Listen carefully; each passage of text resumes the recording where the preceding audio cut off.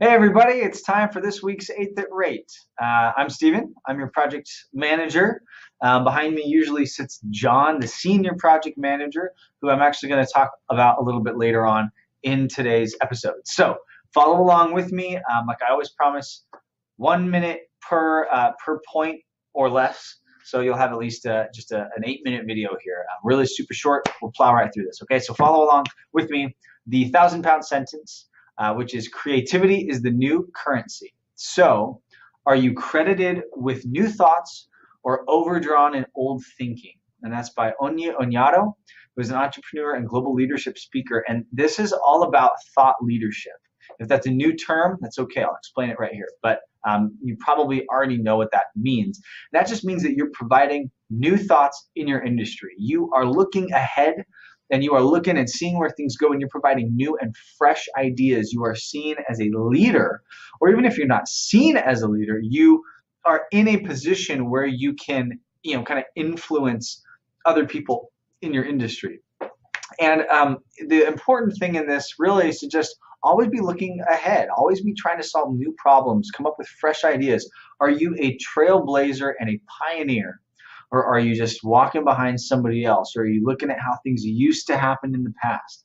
That doesn't work. Things are changing so fast that we've got to be looking forward ahead, and you've got to be kind of working on developing that kind of that leadership where you can say, hey, this is the way that we should go. Let's do it. And if you're making those small changes all the time, influencing others, then you're a thought leader. And that's really important in our industry. Number 2, win of the week. We're going to talk about some conversion rates, and we're going to let WordStream do it for us. So I'm just going to read what's on here. You can read along. What is a good conversion rate? Across industries, the average landing page conversion rate was 2.35%. Yet the top 25% are converting at 5.31% or higher. Ideally, you want to break into the top 10%. These landing pages with our conversion rates with 11.45% or higher.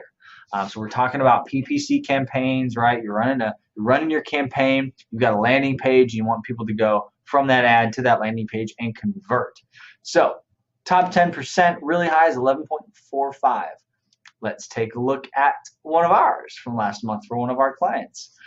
We've got 144 clicks. We've got 40 conversions, which equals a 27.97% conversion rate. It's pretty good. We're really proud of it. Talk to us if you want to do the same thing. Number 3, hot tip. Ever hear the Shakespeare line, brevity is the soul of wit? I actually really like that quote. I forgot about it. But yeah, until this. So brevity is also, turns out to be really important for marketing. Being really clear, ultra focused with your marketing is the difference between success and losing sales and losing business. And losing some of that thought leadership that we were just talking about. People can't understand your message. If they don't know what you're saying immediately, super clear, then you're just losing people. You are just losing people. I wrote a whole blog about it. It's called You're Losing Customers, and here's why. I reference pretty heavily the Story Brand Framework. That's by Donald Miller. Highly recommend checking it out. It's been one of the most impactful just frameworks, and it's just incredible knowledge and a way of thinking. It's really impacted how I work. So I'd highly recommend checking it out. But it's all about how our brains are wired to turn off stuff that's just too long. It just takes too much time, and we don't understand right away. It takes a lot of energy to understand. Got to be super clear, really easy to understand. Number 4, the event that I would kill to attend, kind of on that same Story Brand note, is a brand manage camp. It's in Vegas, baby, Vegas, September 26th through 27th. And so, yeah, it's in Vegas. Obviously, that's a great reason to go.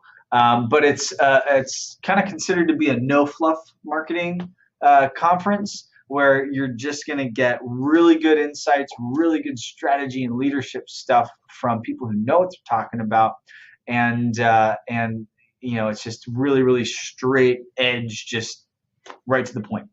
So it's really, really good. You're in Vegas. Everybody there is going to be really cool. And it just seems like a really nice thing. It's a single track agenda. So you're not, usually there's tons of things and you're missing conferences because you've got to follow your track, but it's you all go to the same thing. So it's really focused, which is really nice. Today's rave is talking about the guy behind me, or used to be behind me, usually is behind me, John Moran. He's our senior project manager, and he is the guy that I work most directly with. He is so stinking passionate about what we do here. He is so on fire for making this stuff work for our clients, and he just enjoys doing it. I don't even know why we pay him, to be honest with you. I think he just enjoys doing it. Just kidding, John. But let me just read some of this here from him. He's from Chicago. He got to start in digital marketing as a VP of a company in the automotive sector that he actually started. It's his own company. And now obviously he's working with us, and we're super happy to have him with us. From Qasim, our esteemed founder and Lord, his quote about John is easily one of the hardest working people I have ever met in my entire life. I'm thrilled to have him on the team and blessed to have him in my corner. I would echo that 100%. He is so much fun to work with. We get to share an office space, and he just works so hard. He's really, really good. So you are also very lucky to have him available to you here at Solutions 8. Number 6, I think I just went over on my minute on that one, sorry. 6 is Best of the Week Outside blog. We're talking about customer feedback here. This blog is from Salesforce, the giant CRM tool. They've got a whole cloud service now, but they talk about the customer feedback and getting customer feedback. How do you get it from customers? When is the right time? And what do you do with that information? It's a very, very important conversation. There are companies, and there's a trend shifting towards this now, where it's more important, arguably, to have stellar customer support, customer service, than almost anything else in your entire business. If you look at companies like Tuft & Needle, Warby Parker, Bonobos, which is a clothing brand, and Digital Marketer. Digital Marketer has a great customer service. And Apple is built on customer service. That they said, you know what? We are focused on providing this incredible experience and providing great customer service, and they've just exploded. That's a growing trend. So hop on that, check out the blog. One of the good ones. This is a really cool organization. They're called Doctors Without Borders. And let me just read this here. In more than 60 countries around the world, Doctors Without Borders saves lives by providing medical aid where it is needed most, in armed conflicts, epidemics, natural disasters, and other crisis situations. I mean, they're just amazing. They're going out there, they're getting their hands dirty, and they're saving people's lives where otherwise they wouldn't be able to get help. People wouldn't be able to get this help.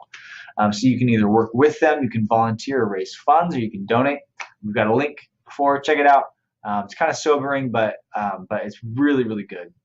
Last but not least, The Thinker. I have not failed. I've just found 10,000 ways that won't work. And that one's by Thomas Edison. I recognized that as soon as I typed it in. I was thinking about that, and it's not about failure, right? If we look at what we've done, if we look at something we did wrong, something that didn't work, and you look at it as something that you failed at, it's not something to just beat yourself up about. Even if everything goes just downhill, right? If you lose your business, you've found there's a lesson to be learned from that. You should be able to figure out, what did I do wrong? How can I not do that again? You learned something, and it's going to make you better. I'm listening to an amazing podcast right now called How I Built This. It's all about how entrepreneurs and business people started their companies, major companies. I'll let you listen to some of those on your own. But they all failed over and over and over again before they got to their thing. So if you feel like you failed, it's not necessarily failure, it's just you've learned a lesson. So hope you enjoyed it.